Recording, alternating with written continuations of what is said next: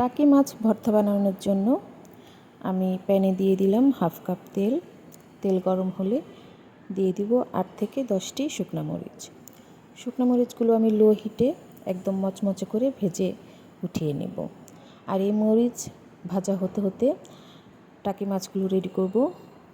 টাকি মাছগুলো আগে থেকে কেটে ধুয়ে পরিষ্কার করে পানি ঝরিয়ে রেখেছিলাম। এতে অ্যাড করলাম হাফ টেবিল চামচ লবণ আর 1/4 টেবিল চামচ হলুদ গুঁড়ো। ভালোভাবে মাখিয়ে আমি এক সাইডে রেখে দিব। দেখতে পাচ্ছেন আমার মরিচগুলো ভাজা হয়ে গিয়েছে, একদম মচমচে হয়েছে।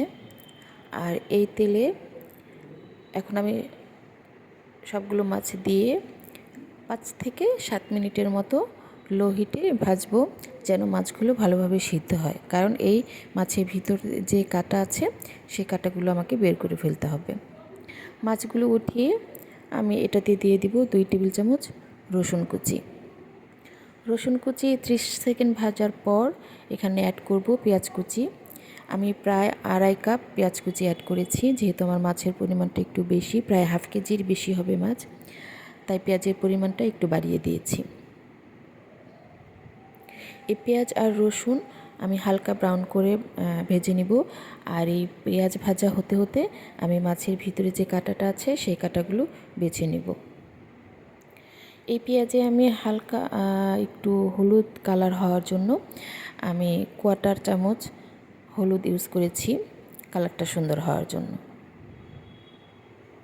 আপনারা চাইলে এটা স্কিপ করতে পারেন।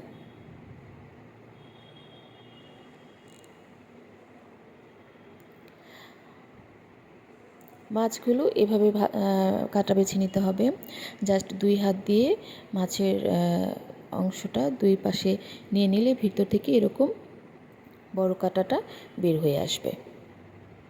এভাবে একে একে আমি সবগুলো মাছ থেকে কাটা বেছে নিয়েছি। অনেকেই মাথার অংশটা ফেলে দেয়, আমি ফেলবো না। এই মাথার অংশটা খেতে আমার কাছে ভালো লাগে। আমার পেঁয়াজ রসুন হালকা ব্রাউন কালার হয়ে গিয়েছে। এ পর্যায়ে আমি অ্যাড করব 15 থেকে 20টি কাঁচামরিচ। আমি একটু কাঁচামরিচের পরিমাণটা বাড়িয়ে দিয়েছি ফ্লেভারটা ভালো হওয়ার জন্য। আর এই ভর্তাটা একটু ঝালঝাল হলেই বেশি ভালো লাগে। পেঁয়াজ রসুন মরিচ ভাজা হয়ে গেলে এতে অ্যাড করব কাটা বেছে রাখা মাছগুলো দিয়ে আমি চুলার হিটটা একটু বাড়িয়ে দিয়ে ভালোভাবে ভেজে নেব। আর খেয়াল রাখবো যেন এটাতে কোনো রকম পানি না থাকে।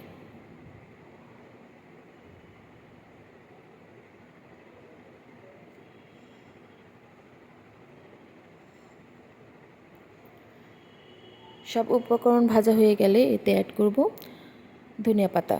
আমি ধনিয়া পাতা একটু বেশি পরিমাণ দিয়েছি, আপনারা আপনাদের পছন্দ মতো দিয়ে দিবেন, কম হলেও সমস্যা নেই। সবগুলো উপকরণ আমার ভাজা হয়ে গিয়েছে। একটা পিষানিতে শুকনো মরিচ আর লবণ আমি পিষিয়ে নিয়েছি।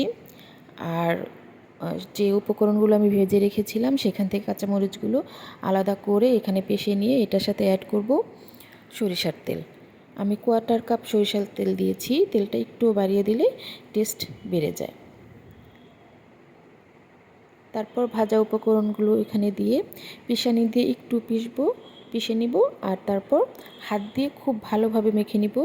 এটা হাত দিয়ে মাখালেই বেশি টেস্ট হয়। আপনারা চাইলে চামচ ইউজ করতে পারেন। হয়ে গিয়েছে আমার টাকি মাছের ভর্তা। খুবই টেস্টি একটা খাবার, গরম ভাতের সাথে খুবই ভালো লাগে। আপনারা একবার ট্রাই করবেন, আমার বিশ্বাস একবার ট্রাই করলে আপনারা বারবারই খাবেন। ধন্যবাদ আমার পাশে থাকার জন্য। সবাই ভালো থাকবেন, আমার জন্য দোয়া করবেন। আল্লাহ হাফেজ। আসসালামু আলাইকুম।